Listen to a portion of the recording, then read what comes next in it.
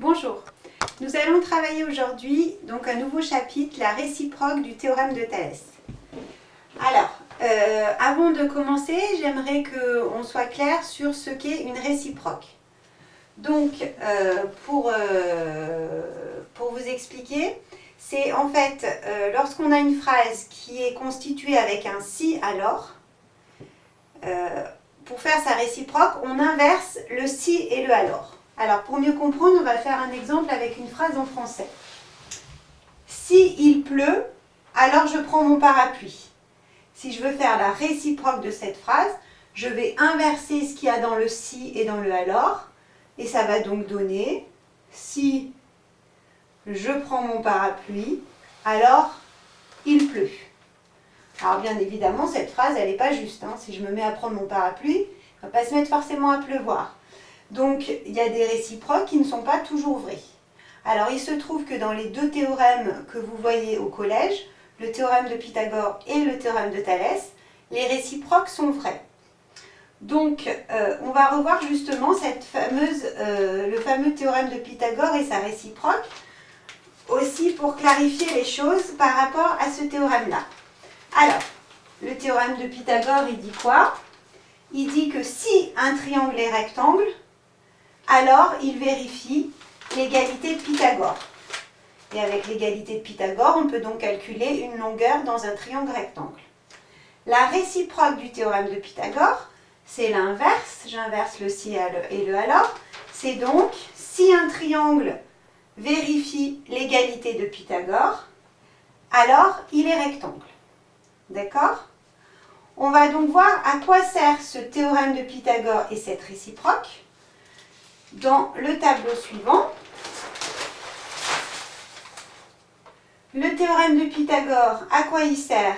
Eh bien, il sert à calculer des longueurs. Donc, quand dans un exercice, on vous demande de calculer une longueur, la question c'est calcul AB par exemple, vous devez avoir comme idée votre théorème de Pythagore. Après, vous cherchez s'il y a un triangle rectangle, et s'il y en a un dont vous connaissez deux longueurs, vous pouvez appliquer votre théorème de Pythagore. Et la réciproque du théorème de Pythagore, elle sert à quoi, elle? Elle sert à prouver que le triangle est rectangle, c'est-à-dire à prouver que deux droites sont perpendiculaires. Ok? Donc ça, c'est révision pour le théorème de Pythagore.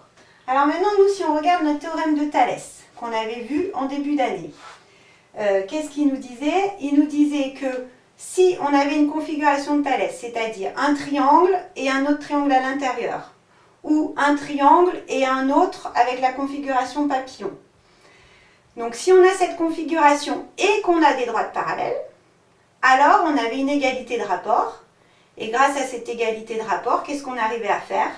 Eh bien, à calculer des longueurs, exactement comme pour le théorème de Pythagore.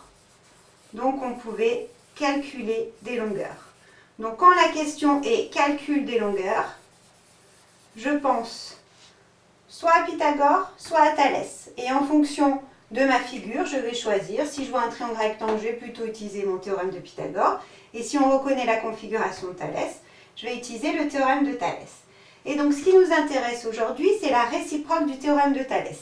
Donc qui dit l'inverse du théorème de Thalès.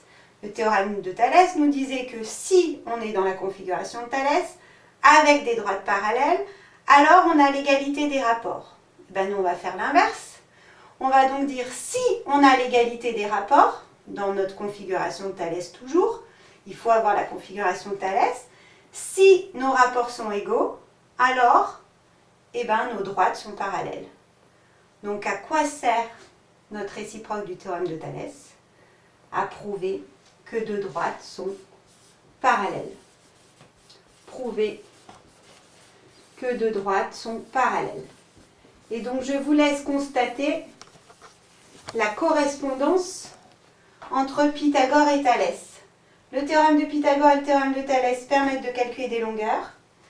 La réciproque du théorème de Pythagore permet de prouver que des droites sont perpendiculaires. Celle de Thalès prouve que des droites sont parallèles. Ce tableau est à connaître par cœur.